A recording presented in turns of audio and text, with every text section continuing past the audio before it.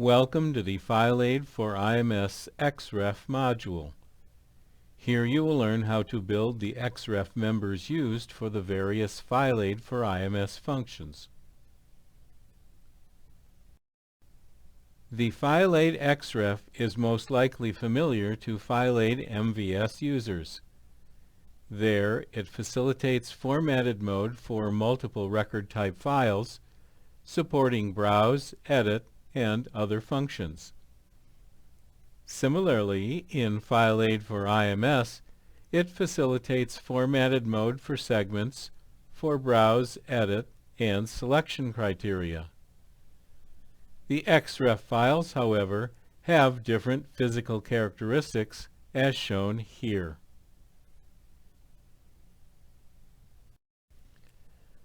We will begin with a small order database and first describe its segments.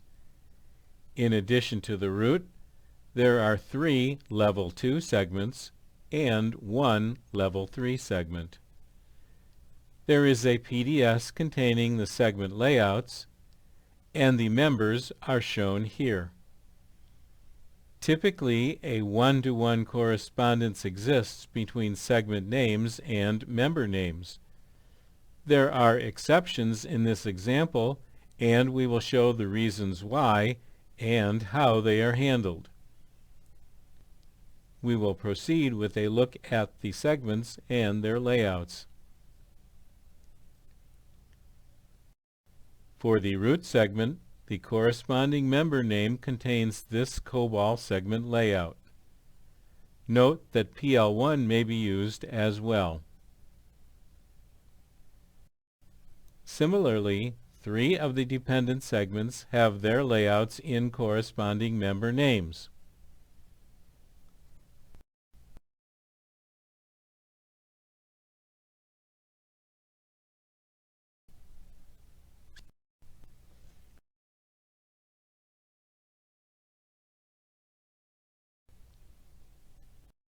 Finally, we look at the exception segment, which has 3 corresponding layouts based on data values.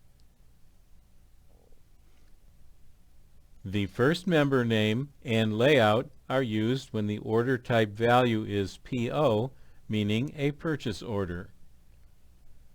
The second member name and layout are used when the order type value is SC, meaning a subcontract. The third member name actually contains 2 layouts. The first is used when the order type is WO, meaning a work order, and the contract indicator is IN, meaning done internally. The second layout in the same member is used for a work order done by an outside vendor. Now we have to look at how to build the corresponding FileAid XREF. Beginning at the primary menu, we choose option 7 to create a new XREF. On the next panel, we enter the name of an existing PDS and the name of the new member to be added.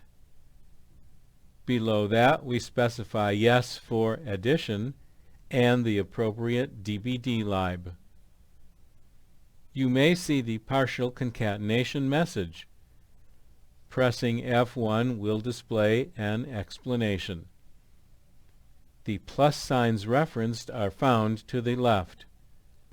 The message advises that some datasets are not shown on the screen, and the DSN command will reveal all. Pressing F3, then Enter, allows continuation to the next panel. This panel is basically blank, waiting for input. The instructions at the bottom advise how to begin.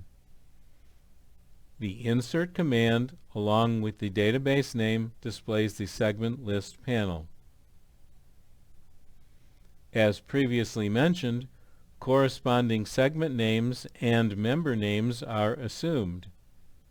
Again, the instructions advise how to proceed. Since the Order 20 segment type is the one requiring multiple layouts, we select that one and set the member name to asterisk. Pressing Enter displays the next panel where the position and values may be specified. Recall that we are working with the order type field here, and that begins at position 5 for a length of 2 bytes. The distinguishing values are PO for the Order 20 member, SC for the Order 21 member, and WO for the Order 22 member. In this case, the required values are character. For packed data or other special cases, the hex primary command will allow the appropriate entries. Returning to the panel, the instructions at the bottom offer guidance. We select the work order value and change the member name to asterisk. Pressing Enter displays the next panel. Record type value 1 is displayed, and the position and second values may be specified. Recall that we are working with the contract indicator field here, and that begins at position 50 for a length of 2 bytes. The distinguishing values are IN and OV. Since both of the layouts are in the same member, we must specify the beginning data names for each and set the corresponding indicator to Y. If record type values other than those specified do appear in the database and a segment layout is not provided, an invalid record type message will appear.